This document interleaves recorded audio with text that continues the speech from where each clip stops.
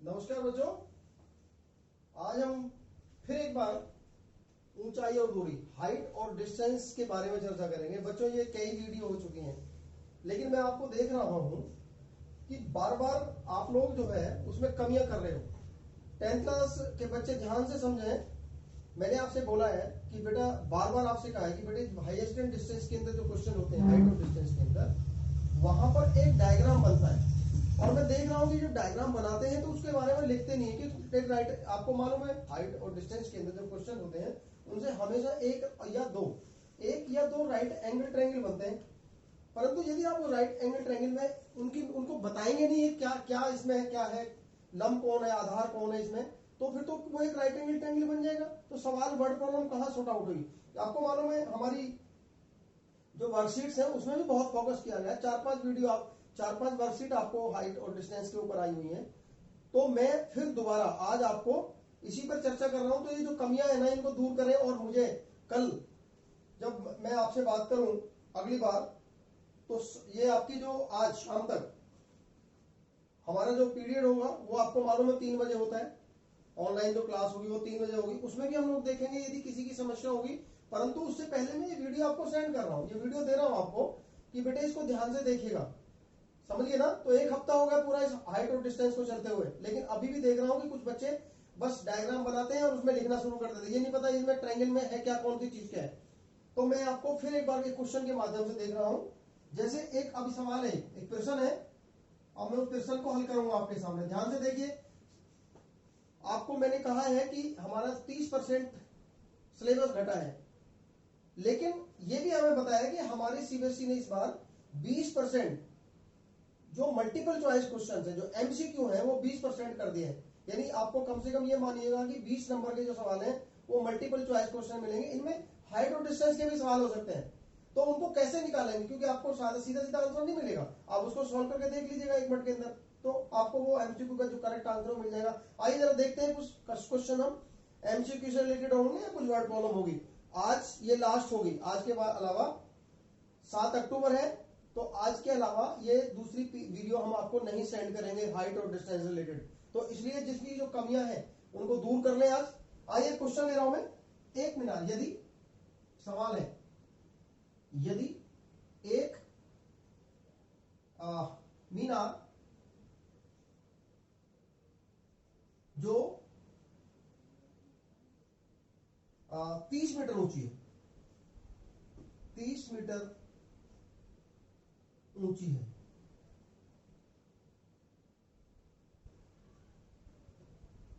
यानी जो मीनार है वो 30 मीटर ऊंचे है, भूमि पर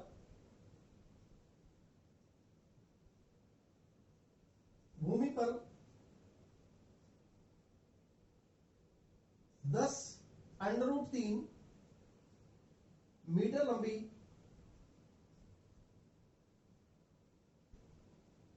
लंबी छाया बनाती है। जो शैडो है वो जो है छाया बनाती है। तो सूर्य का उन्नयन कोण क्या होगा। तो सूर्य का जब छाया बनेगी तो सूर्य स्वाभाविक सनलाइट है, तो सूर्य का उन्नयन कोण आपसे पूछा है।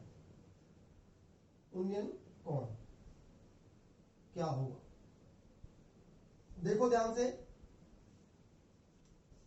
अब ये सवाल, यहां पर आपको ऑप्शन भी दिए जा सकते हैं।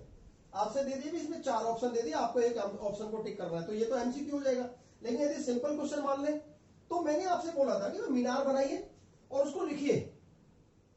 यदि ये प्रॉब्लम एमसीक्यू का है तो आप डायग्राम बनाइए, सीधा सीधा समझ जाएगी कौन सी चीज क्या है, तो उसमें आपको दिक्कत नहीं होनी चाहिए। तो अब मैं इस सवाल का आंसर निकाल रहा हूं। यहाँ पे क्या है, मीनार है, ये तो मीनार हो गई, खड़ी है, स्वाभाविक है, जो दीवार जमीन पर खड़ी है मीनार, तो ये टावर हो गई। इसका नाम रख देंगे हम, चलिए हमने ए भी रख दिया। और ये जो सी बिंदु से इसका उन्नयन कोण जो है वो हमसे पूछा है। इस मीनार की जो छाया है, ये छाया हो गई, और ये आपकी होगी सी बिंदु, और ये आपकी है 30 मीटर, ये 30 मीटर है, और ये आपकी है 10√3। तो आपको उन्नयन कोण ये थीटा पूछा है। नहीं आया समझ, आपको ये थीटा निकालना। तो अब बताइए आधार और ये इस थीटा के साथ आने वाली भुजा लंब हो गई, तो लंब और आधार में संबंध है आपका, तो निकाल लीजिएगा इसको। तो लिखिए माना, हालांकि चूंकि एमसीक्यू का सवाल है तो अलग बात है, वर्ड प्रॉब्लम तो करेंगे, क्या लिखेंगे हल कर रहे हैं। जब इसको हल कर रहे हैं तो मैंने जो डायग्राम पिक्चर थी उसको ड्रॉ कर दिया, और अब इसको आप जो है लिखो, माना ए बी एक मीनार, ए बी एक मीनार तथा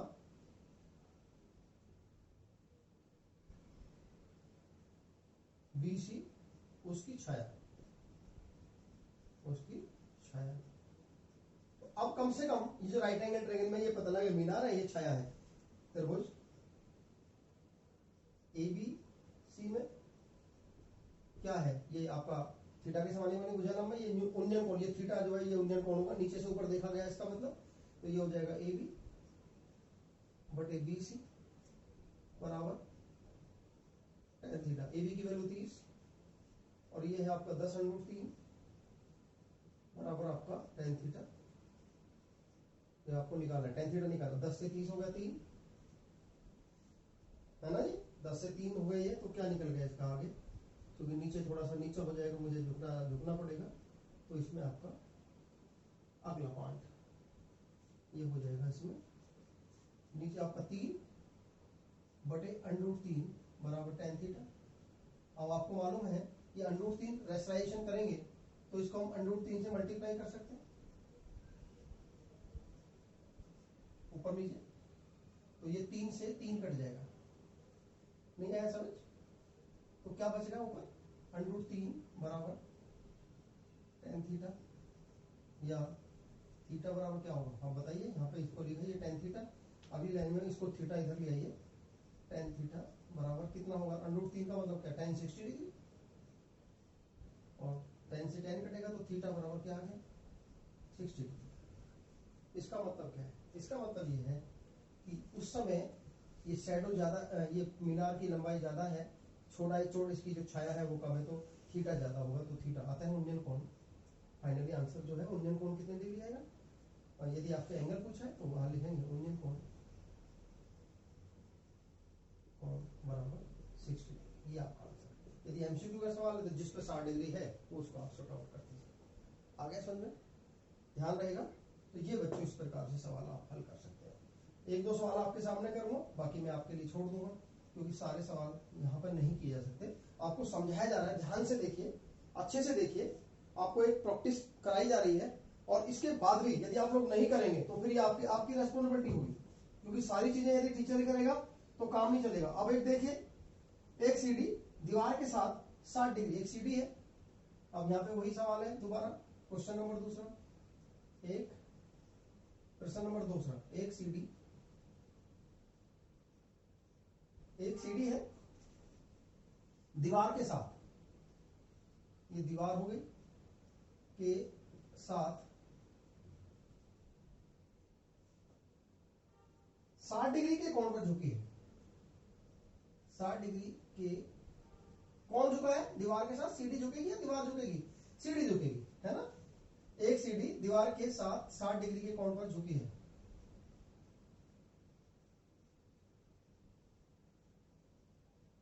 राइट। अब कहता है यदि सीढ़ी का पैर पाद, यदि सीढ़ी का पैर, पाद का मतलब समझिएगा, यहाँ पे पैर बॉटम यानी निचला वाला हिस्सा, सीढ़ी का पैर यानी कि नीचे का हिस्सा, निचला भाग ये कह सकते हैं आप, दीवार से यानी दीवार से 2.5 मीटर दूरी पर है, 2.5 मीटर दूर है, तो दीवार की ऊंचाई, सीढ़ी की लंबाई, सीढ़ी की लंबाई पूछिए, सीढ़ी की लंबाई भी पूछ सकते हैं, दीवार की ऊंचाई भी पूछ सकते हैं, जो भी सीढ़ी की लंबाई, आप यहां पे कुछ भी निकाल सकते हैं, जो भी आपका पूछा गया है ज्ञात करो। जरा देखो, फिर वही बात, मैं ज्यादा नहीं लिखूंगा इस बार, मैं इसको सिर्फ हल करूंगा, तो मैं सिर्फ इतना सा लिखूंगा कि एक डायग्राम बनाऊंगा, क्या है इसमें, एक दीवार है ये,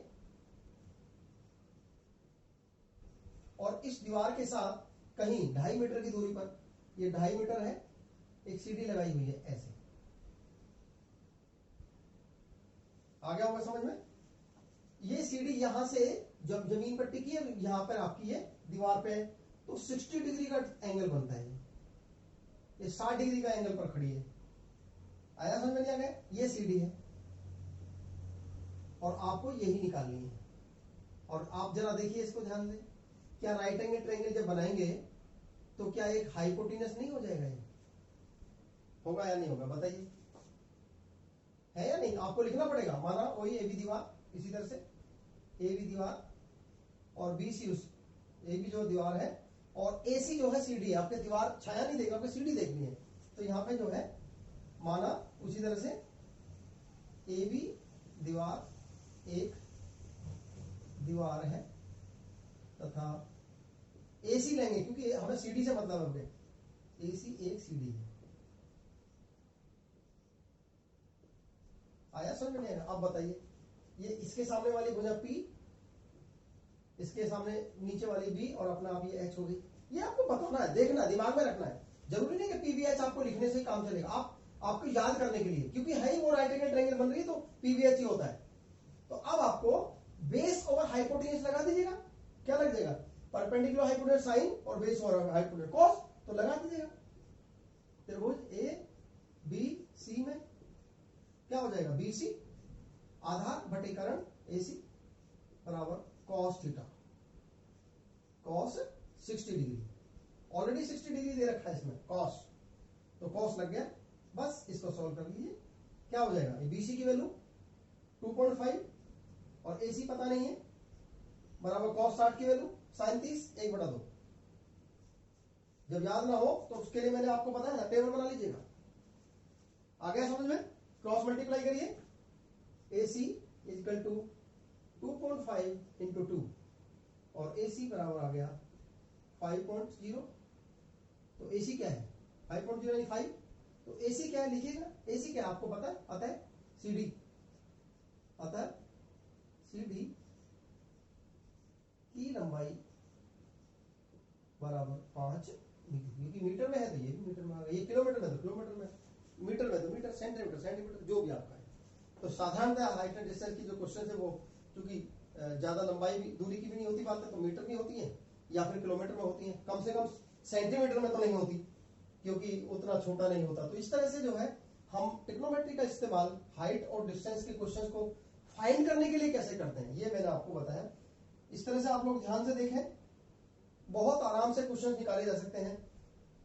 एमसीक्यू के सवाल भी आप हल करके देख लीजिए, आपको डाउट लग रहा है तो बच्चों ध्यान दीजिएगा, क्वेश्चंस इजी हैं, हल करना आपको सीखना है। यदि नहीं सीखोगे, अब आपके बाद देखिए हफ्ते से ज्यादा हो गया, मैं इसके बाद अब आपके सामने इस हाइट और डिस्टेंस के क्वेश्चन पर चर्चा ही नहीं करूंगा। क्यों?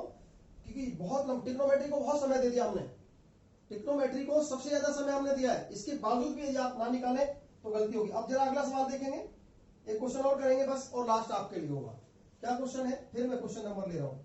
एक क्वेश्चन दे रखा है मेरे सामने, ये कहता है क्या है, जरा ध्यान से देखिए। क्वेश्चन नंबर तीसरा, एक समतल पर, यानी एक तल है, एक यानी समतल पर, क्या है समतल पर?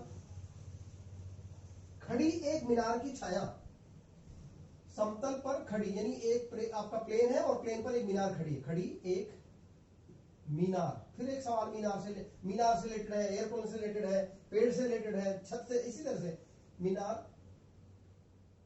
की छाया, मीनार की छाया की लंबाई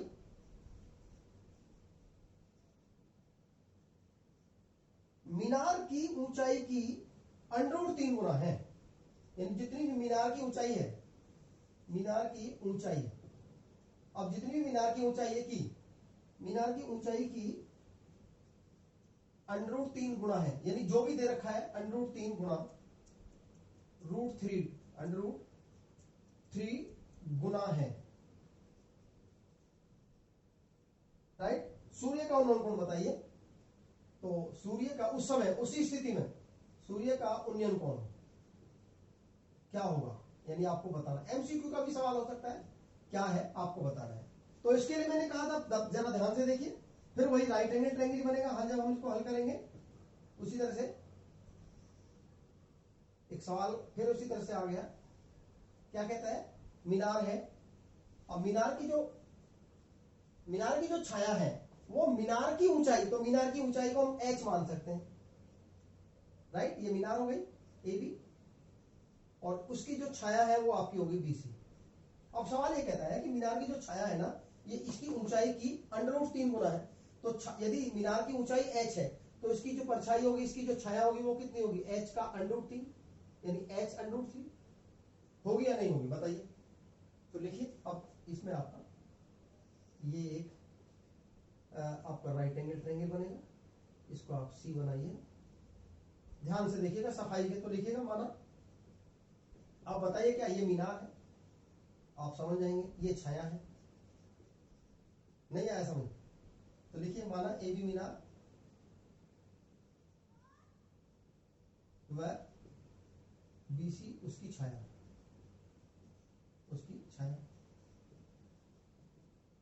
ठीक है नहीं, ठीक है।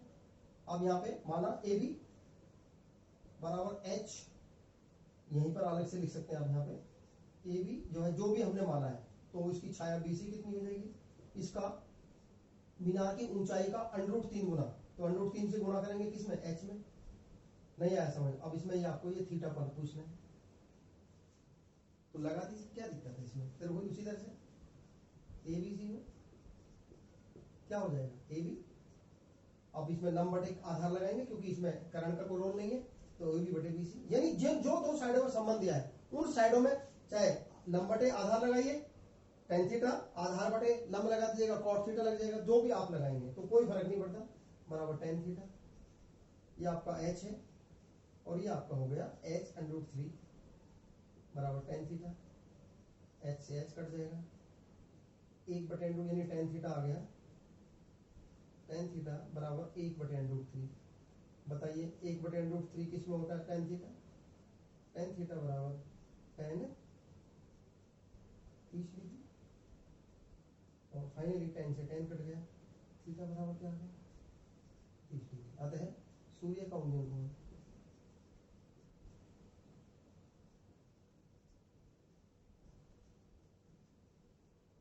30 डिग्री होगा। तो बच्चों ये है आपका हाइट एंड डिस्टेंस के क्वेश्चंस को हल करने का तरीका। मैं समझता हूँ कि सारे बच्चे ध्यान से समझ लें, कोशिश करिए। अब के बाद ये जो वीडियो है, ये तीसरी या चौथी मैंने पहले ही बोली आपको, कंप्लीट वर्कशीट आपने कंप्लीट करनी है अपनी 41 वर्कशीट को। 41 वर्कशीट को कंप्लीट करना है, और मुझे आज शाम तक, यानी कि शाम तक कंप्लीट करके मुझे सेंड करिए, मेरे नंबर पर सेंड करिए, ग्रुप में मत डालिए। मैं देख रहा हूं कि बच्चे ग्रुप में डाल देते हैं और डायग्राम सही नहीं बना रहे हैं। लिखिए इसको, माना ये सब, ये क्या चीजें हैं जो कमियां हैं अब दोबारा नहीं आनी चाहिए, और आएंगी तो फिर अपने जिम्मेदार होंगे। मैं आज के बाद इसको दोबारा चर्चा नहीं करूंगा। वर्कशीट नंबर 41 कंप्लीट है, इसको कंप्लीट करिए। आज के लिए सिर्फ इतना रहेगा, और फिर हम 3 बजे मिलेंगे, हाँ, ऑनलाइन क्लास में। यदि किसी की कोई समस्या आएगी तो उस समय उस पर चर्चा की जाएगी।